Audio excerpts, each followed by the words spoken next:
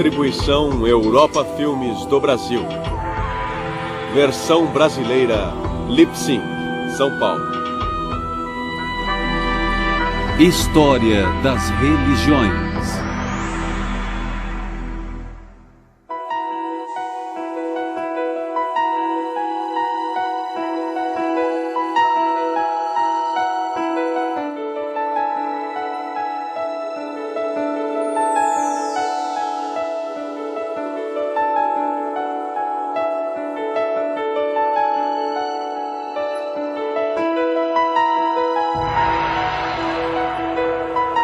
Ceticismo.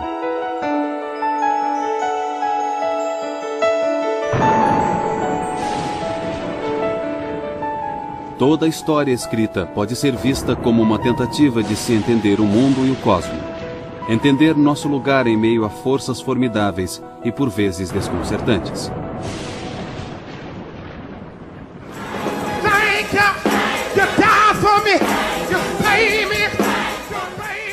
Na história humana, a religião desempenhou um papel central, lidando com questões básicas que enfrentamos como seres humanos.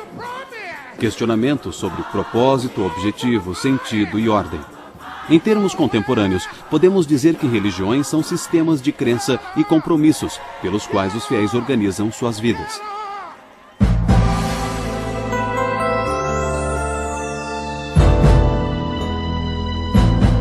Na época atual, as realizações da razão e da ciência superaram em muito as expectativas e os sonhos daqueles que viveram há 1 ou 2 séculos. Muitos chegam a duvidar ou rejeitar as religiões tradicionais existentes, cujas afirmações não podem ser provadas ou validadas pela razão. Na virada do século XXI, a vida no mundo ocidental é bastante secular. Ainda há muitas perguntas sobre o futuro papel da religião e também sobre o que irá proteger os valores que, às vezes, parecem só declarações arbitrárias de escolha ou de crença. Os homens parecem ter entendido desde os tempos remotos que somos criaturas sociais. Cada pessoa nasce dentro de um contexto social que é muito mais amplo do que a sua existência individual. E passamos a nos conhecer por meio de nossos relacionamentos neste universo social.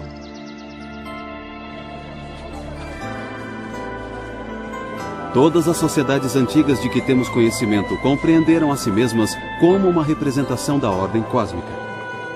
Quando falamos em ordem cósmica, estamos dizendo que o universo é um todo coerente no qual cada parte está ligada às outras partes. Acreditar no cosmo é acreditar que tudo no mundo ou em nossa experiência do mundo é parte de uma estrutura maior. Podemos dizer que o cosmo tem um propósito maior bem além do destino de vidas individuais.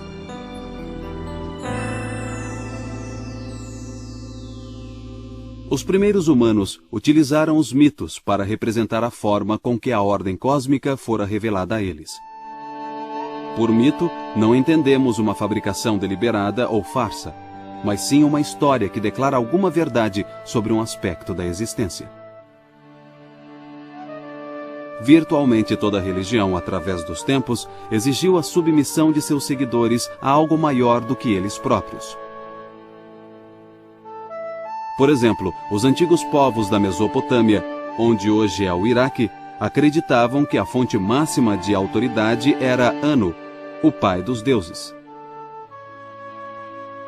Para os mesopotâmicos, Anu era o mesmo que o céu. Anu era parte da ordem cósmica.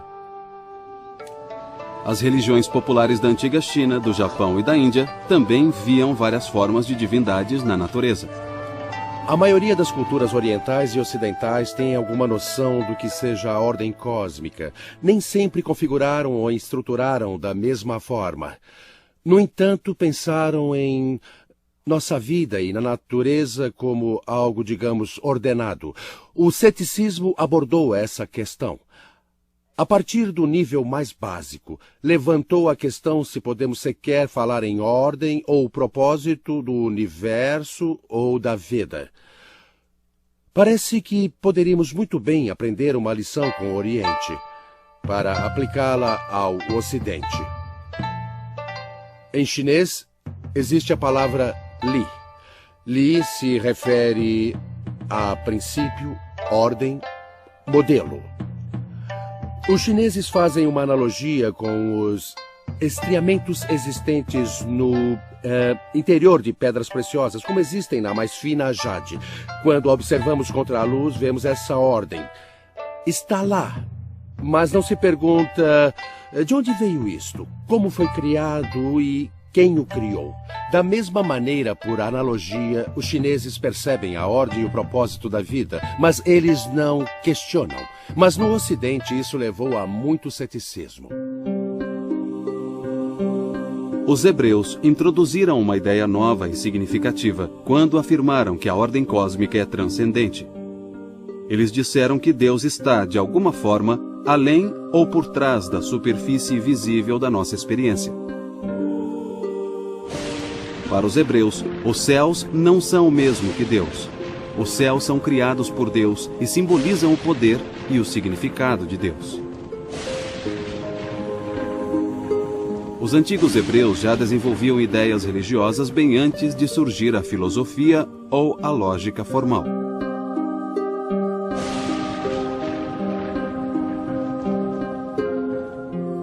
Os pensadores gregos clássicos introduziram uma das divergências do mito religioso mais importantes que já existiu: a filosofia. Isso levanta uma questão importante. Qual é a diferença entre religião e filosofia? Na tradição ocidental, a ordem cósmica religiosa inclui um Deus transcendente e pessoal. Essa transcendência significa que existe um mistério supremo no centro da ordem cósmica. A ordem cósmica está além da compreensão humana. Do ponto de vista religioso, a simples noção da vontade de Deus é suficiente para justificar a existência de tudo, embora não explique por que Deus deseja que as coisas sejam como são. Na passagem bíblica de Adão e Eva, a árvore do conhecimento, do bem e do mal, produz frutos que são proibidos para nós. Por isso, insistir em saber a vontade de Deus seria desafiar a vontade de Deus. Mas na filosofia, não pode haver nenhum mistério no cerne das coisas. Acredita-se que a mente humana tem acesso a uma verdade maior que qualquer ordem social ou individual. Na obra intitulada Timeus, Platão afirma que a descoberta da filosofia deu às pessoas a capacidade de compreender a ordem cósmica. Se jamais tivéssemos visto as estrelas, o sol e o céu, nenhuma palavra que descrevesse o universo poderia ter sido proferida. Mas agora, a visão do dia e da noite, os meses e os ciclos do ano criaram os números e forneceram o conceito de tempo e o poder de indagar sobre a natureza do universo.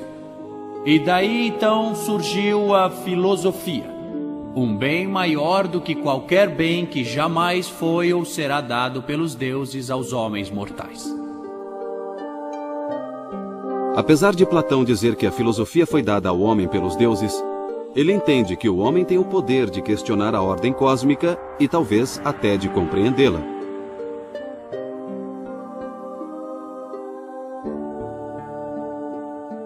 No diálogo de Platão intitulado Eutifor, Platão descreve Sócrates questionando Eutifor a respeito dos deuses e da moralidade.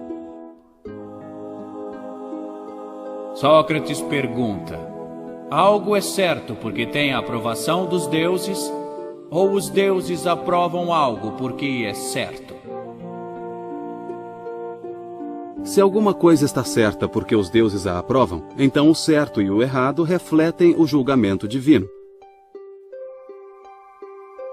Por outro lado, se os deuses aprovam algo porque é certo, então existe um padrão de retidão, uma ordem ou uma moral cósmica que transcende até os deuses.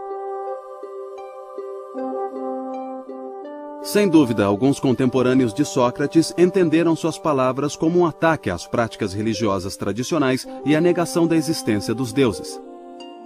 De fato, Sócrates foi julgado e sentenciado à morte sob a acusação de negar os deuses tradicionais de Atenas. Sócrates foi, assim, um dos primeiros filósofos a expressar alguma forma de ceticismo religioso.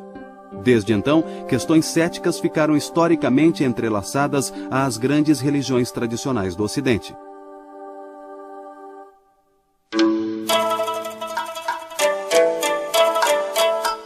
Enquanto isso, o grande pensador chinês Confúcio lançava as fundações de uma revolução similar no pensamento chinês. Por volta do século VI a.C., Confúcio rejeitou a mitologia e a superstição da religião popular tradicional chinesa. Ele pedia mais atenção aos valores sociais e humanísticos de reciprocidade e apreço pelos outros.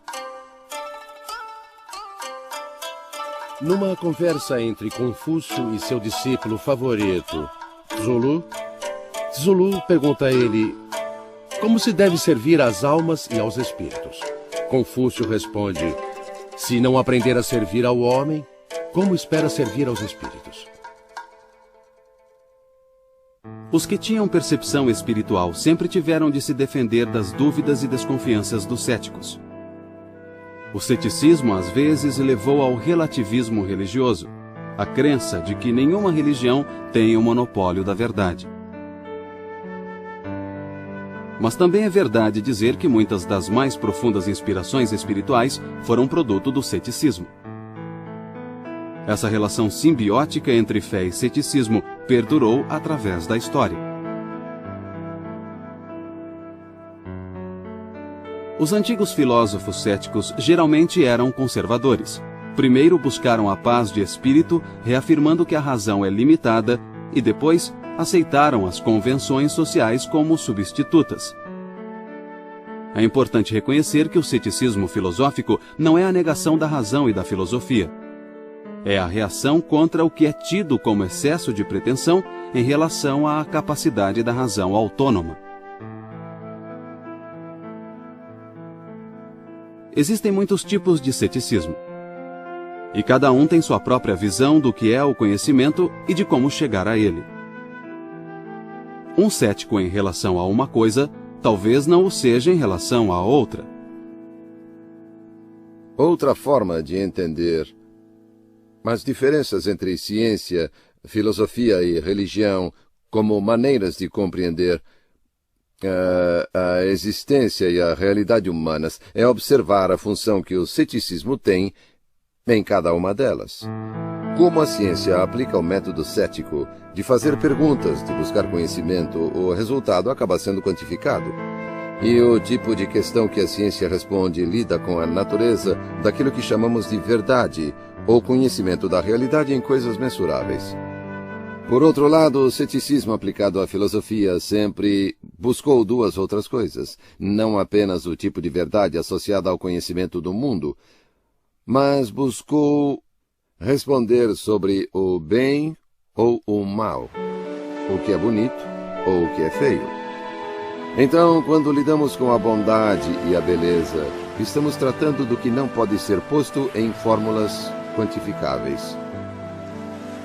Assim, particularmente no início, existiram certas afinidades entre a filosofia e a ciência que a separavam da religião.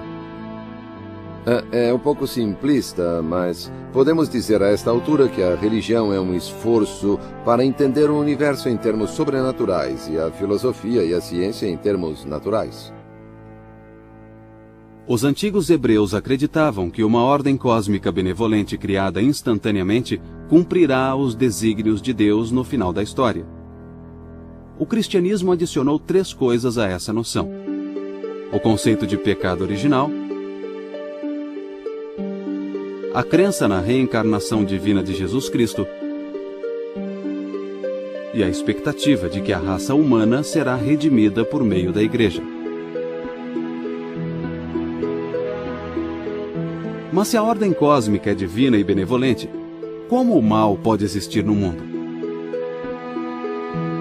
Segundo alguns estudiosos, uma religião só fará sentido se aceitarmos suas doutrinas na presença de uma criança à beira da morte. Ou seja, precisamos entender por que um inocente sofre. No século IV d.C., Santo Agostinho foi um dos cristãos mais eminentes a tratar dessa questão. Ele o fez utilizando categorias filosóficas gregas para expressar os ideais e princípios cristãos.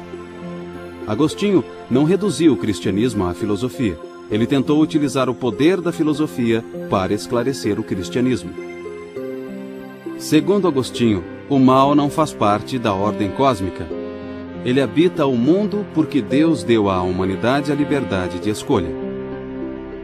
Agostinho afirma que o exercício de nossa liberdade seria inútil se não tivéssemos que superar nossa capacidade de autodestruição. Ao contrário de Deus, os humanos são imperfeitos e podem escolher o fracasso ou tomar decisões que não combinam com a nossa salvação. Cristãos como Agostinho não estavam sós ao tentar articular a inspiração religiosa por meio das categorias da filosofia grega clássica. Tomás de Aquino foi um monge dominicano do século XIII que teve grande influência sobre o pensamento da Igreja Católica moderna. Como cristão, Aquino afirmou que a ordem cósmica transcendente realmente existe e que o indivíduo pode alcançar essa ordem através da Igreja. Aquino acreditava que as instituições sociais contribuíam para alcançar o objetivo final do universo, isto é, a salvação dos homens. A Igreja é a instituição mais importante, então o Estado deve servir à Igreja, controlando os assuntos terrenos. Em outras palavras, o Estado tem uma função positiva quanto à ordem cósmica, mas está subordinado à Igreja. Durante os séculos XI e XII, as obras de Aristóteles, antes desconhecidas pela cristandade, começaram a surgir em traduções para o árabe e o aramaico nas universidades da Europa, que eram administradas pela Igreja.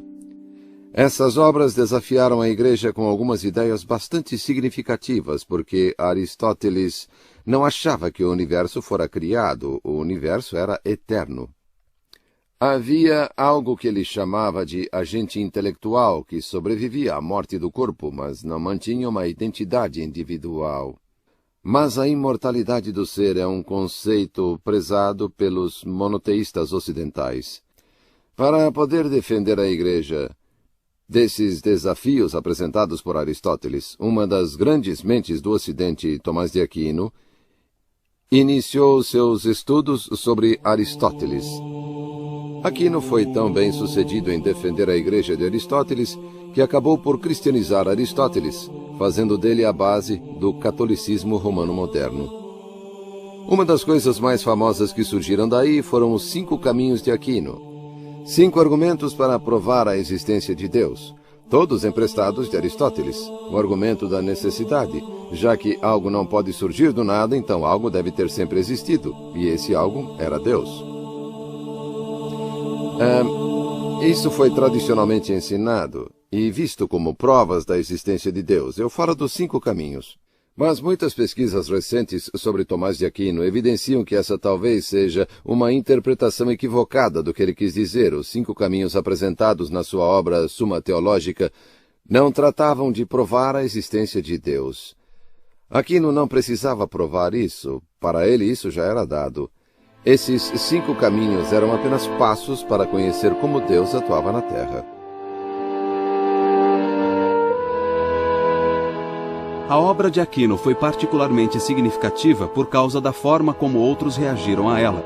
Alguns reagiram a Aquino rebelando-se contra o racionalismo do final da Idade Média e rejeitando o que consideravam arrogância e orgulho. Tentaram mostrar que o conhecimento racional sobre a ordem cósmica transcendente era fundamentalmente incerto e ilimitado. Esses autores compararam a ansiedade da existência humana a uma busca interior espiritual e moral pela ordem cósmica. Mas remavam contra a maré do pensamento racionalista que caracterizou a Idade Moderna. Maré esta dominada pela ciência e pelo humanismo. Por toda a época antiga e medieval, a ordem cósmica sempre fora compreendida como algo distante dos seres humanos.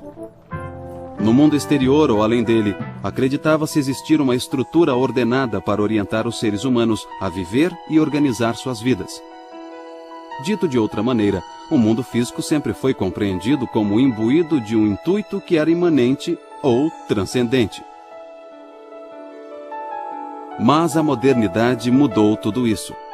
Dentre as novas influências, destaca-se a revolução científica. Os cientistas passaram a ver o mundo físico como um vasto mecanismo desprovido de propósito inerente, ou o que se chama de teleologia. Os cientistas afirmam que o mundo físico opera de acordo com leis mecânicas fixas. A finalidade dessas leis físicas teria sido imposta por Deus para alcançar os propósitos de Deus.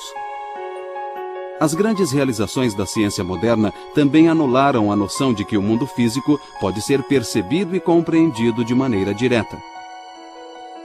Por exemplo, o astrônomo polonês Nicolau Copérnico, Copernicus em latim, demonstrou que a Terra girava ao redor do Sol.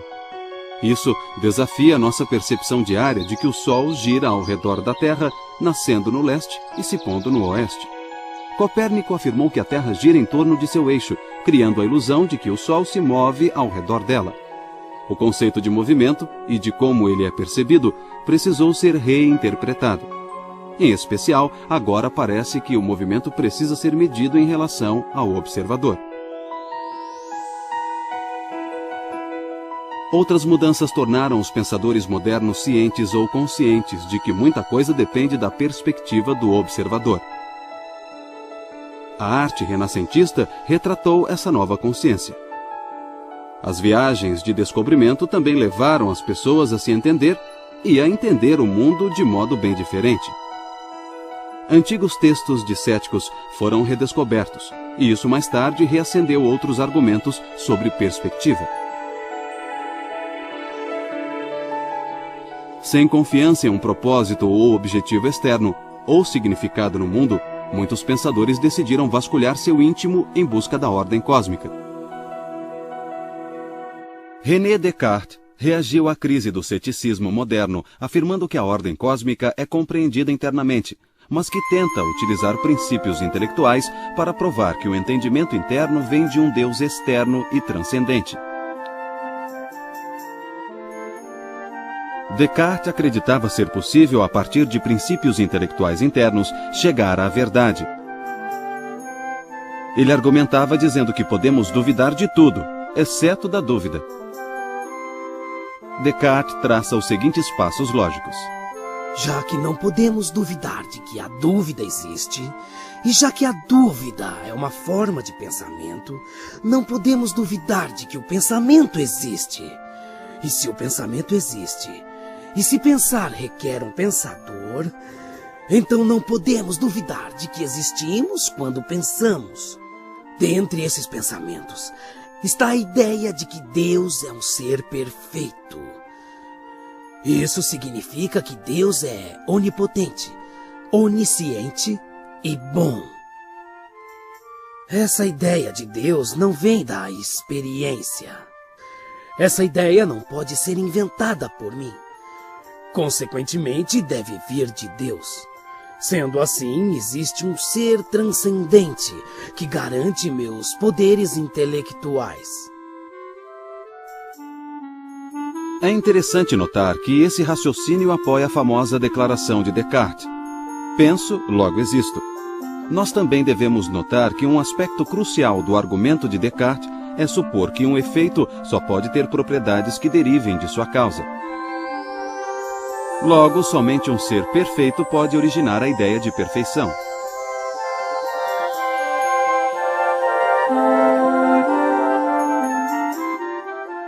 Nos séculos 17 e 18, muitos livre-pensadores procuraram manter a crença em Deus, tornando-a compatível com a racionalidade do iluminismo.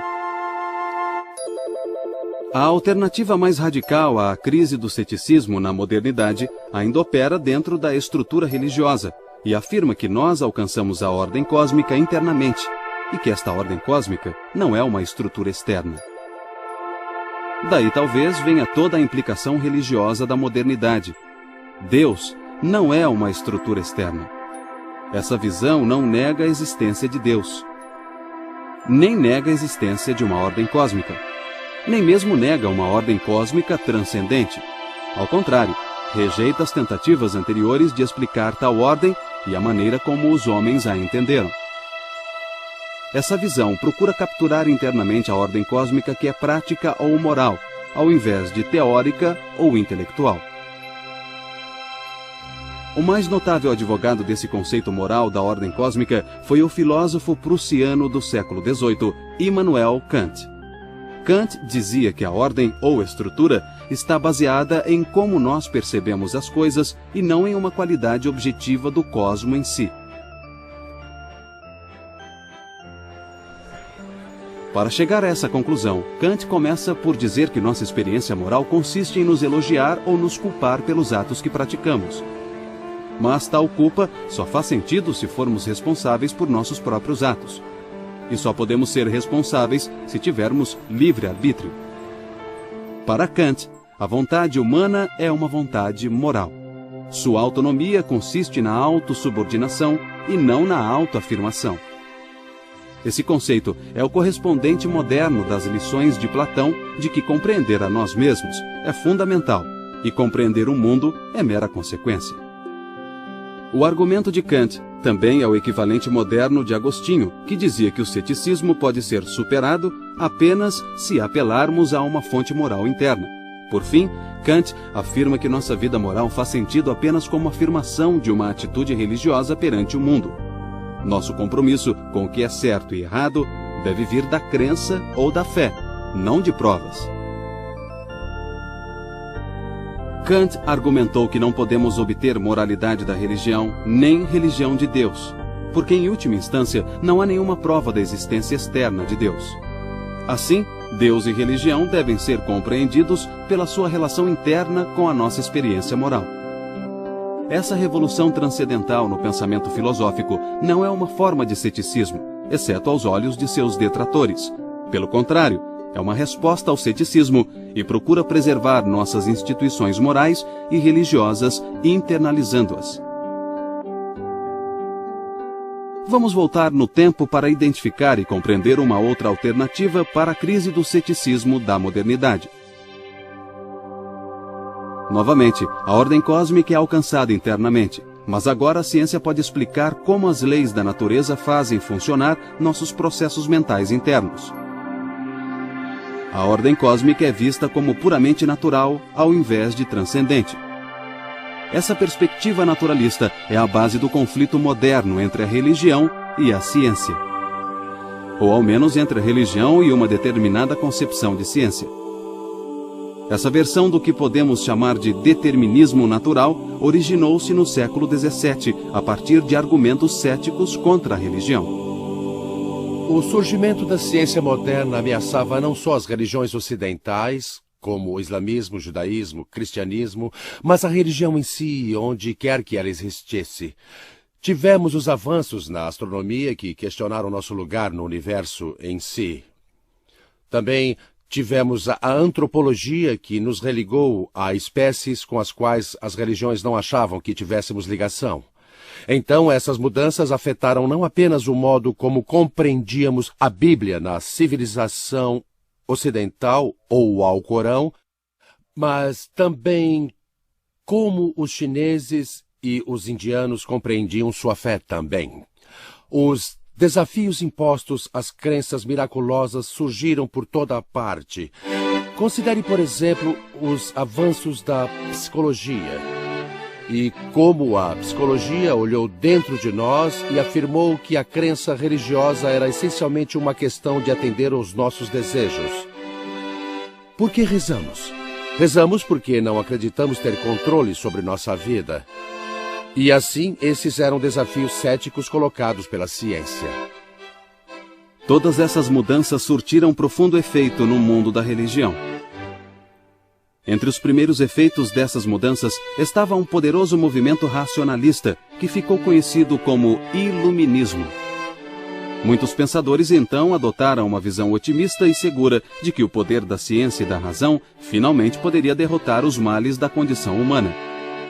A religião falhou em vencer essa batalha e agora a ciência parecia capaz de chegar à vitória.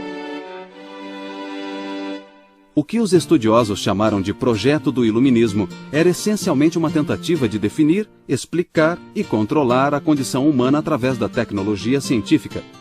Este era um aspecto importante da reação científica à crise do ceticismo na modernidade. O iluminismo tentou suplantar a religião e a filosofia por meio da ciência newtoniana. Todos os outros fundamentos intelectuais foram banidos de sua maneira de ver e explicar o mundo. Essa nova perspectiva é conhecida como cientificismo ou cientismo.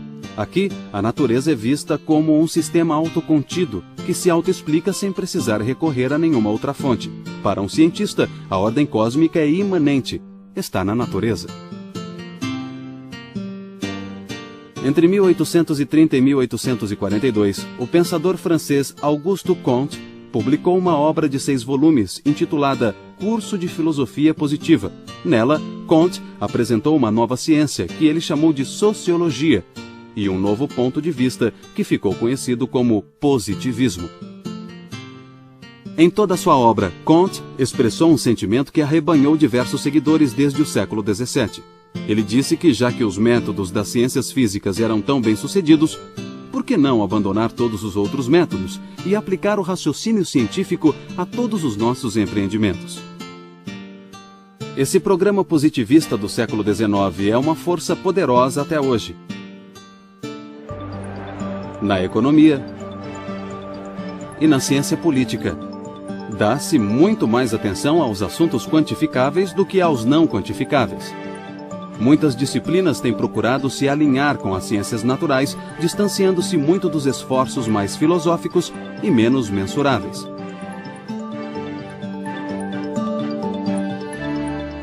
Os defensores do iluminismo também usaram as ciências sociais recém-estabelecidas para explicar a poderosa força psicológica por trás do que consideravam convicções religiosas errôneas. Sigmund Freud, fundador da psicanálise, afirmou que Deus é uma fantasia. Ele diagnosticou as crenças religiosas como uma ilusão, baseada no desejo de poder ou de ordem que não existe. Sigmund Freud estava entre aqueles que reagiram com respostas seculares e científicas à crise do ceticismo moderno. Nesta visão, as concepções de uma ordem cósmica são meras ilusões ou criações humanas. Nesta visão, não existe ordem cósmica. Os positivistas tinham desbancado a religião e agora queriam fazer o mesmo com a ciência. Na verdade, seus defensores chegaram a essa visão em etapas. Primeiro, pode-se dizer que mesmo se houver uma ordem cósmica passível de ser descoberta pela ciência, não há razão para crer que tal ordem seja benevolente para com os seres humanos. Aqui, Nietzsche e Darwin entram na história. O conceito de evolução de Darwin minou a visão de que Deus criou o universo em benefício dos seres humanos. A natureza de Darwin não é um sistema de leis atemporais com padrões repetitíveis projetados para nossa preservação, intervenção e manipulação. Darwin disse que a natureza evolui de um modo que envolve tanto destruição quanto criação. É inegável que uma das principais controvérsias hoje está entre a evolução e a criação. Eu argumentaria que, se ambas fossem compreendidas corretamente, não estariam necessariamente em conflito entre si. A crença na criação que se encontra no Gênesis não é uma explicação sobre como o universo surgiu. Explica o sentido e o propósito. Em outras palavras, o que a religião nos diz é por quê, e o que a ciência nos diz é como. Em primeiro lugar, o que lá é considerado dias podem ser milhões de anos. E os processos pelos quais a inteligência humana surgiu e tornou-se parte do universo através da evolução é algo que não foi feito em dias ou então instantaneamente, mas que demandou milhões de anos. Friedrich Nietzsche, o filósofo alemão mais influente da última metade do século XIX, interpretou a ordem moral de Kant à luz de Darwin. E deu mais uma guinada. Nietzsche disse que a ordem transcendental é de fato uma criação humana e que mesmo as noções de natureza e ciência foram criadas pelos homens. A expressão mais famosa de Nietzsche é a mensagem de um de seus personagens, Zaratustra, que diz: Deus está morto. Nietzsche rejeita a existência de qualquer realidade transcendente e diz que o conceito judaico-cristão de Deus é uma mentira que não merece nenhum crédito. A morte do Deus, observa Nietzsche, pode ser lenta. Seu impacto pode não ser sentido de imediato mesmo por aqueles que a reconhecem. O hábito da crença religiosa pode perdurar entre os incultos. O fervor religioso pode até mesmo aumentar devido à crescente ansiedade com as consequências dessa perda. Mas Nietzsche está convencido de que a visão religiosa do mundo e os valores religiosos estão em decadência. E adverte que seu colapso conduzirá a uma crise de magnitude sem paralelos. Assim, ele anuncia o que chamou de advento do niilismo. O niilismo bate à porta. A crença em Deus como verdade se transforma em fé fanática. Tudo é falso.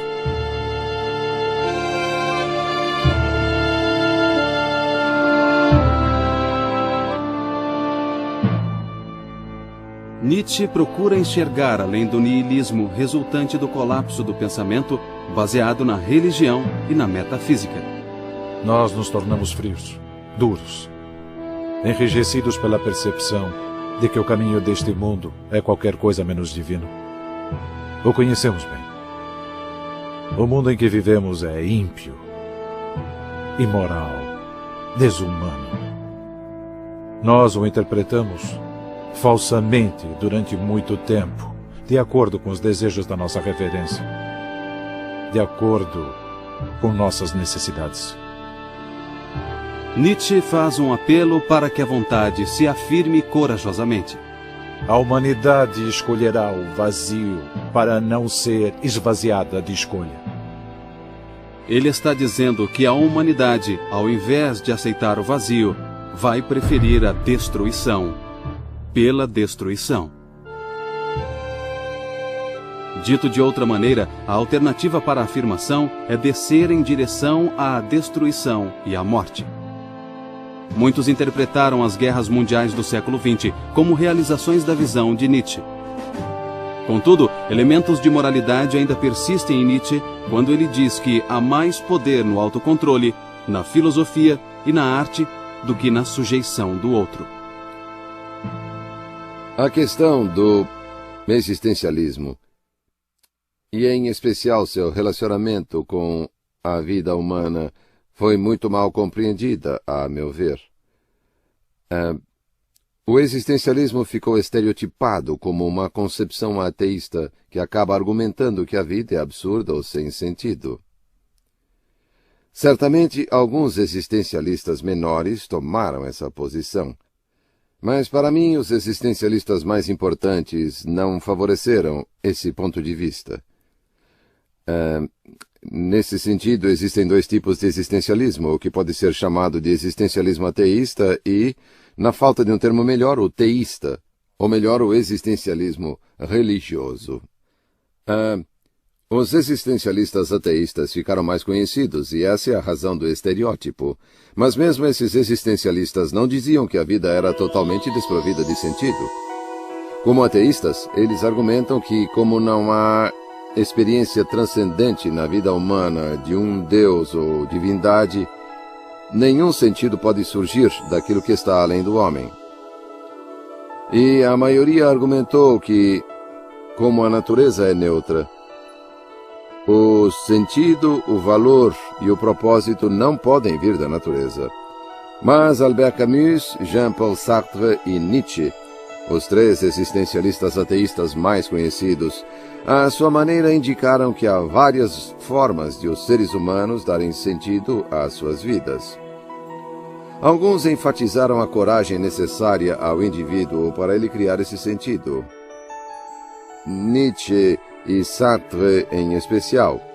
Mas em Camus encontramos a percepção de que os relacionamentos humanos de amor e alegria dão significado às nossas vidas.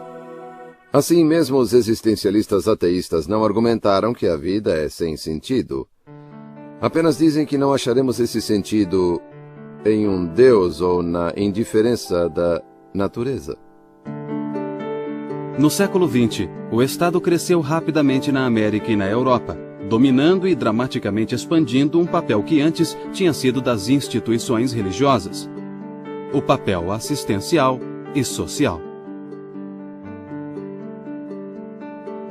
Saúde, educação e instituições sociais financiadas pelo Estado marginalizaram o papel das igrejas e das sinagogas. A doutrina que separava a igreja do Estado tem sido interpretada cada vez mais literalmente. Isso isolou ainda mais a religião das iniciativas sociais e do debate público sobre elas. O impacto cumulativo da crise do ceticismo moderno talvez possa ser melhor observado na obra de Thomas Henry Huxley, um eminente cientista britânico do século XIX. Quando jovem, Huxley abraçou o teísmo, acreditando que a ordem e o projeto da natureza são evidentes e que existe um autor infinito. Em 1869, após ler Darwin, Huxley passou a rejeitar o teísmo e criou o termo agnosticismo para descrever sua posição. Um agnóstico acredita que as perguntas sobre a natureza suprema do universo não podem ser respondidas. Não há nenhuma base para se crer em uma realidade transcendente. Consequentemente, não devemos julgar essa questão.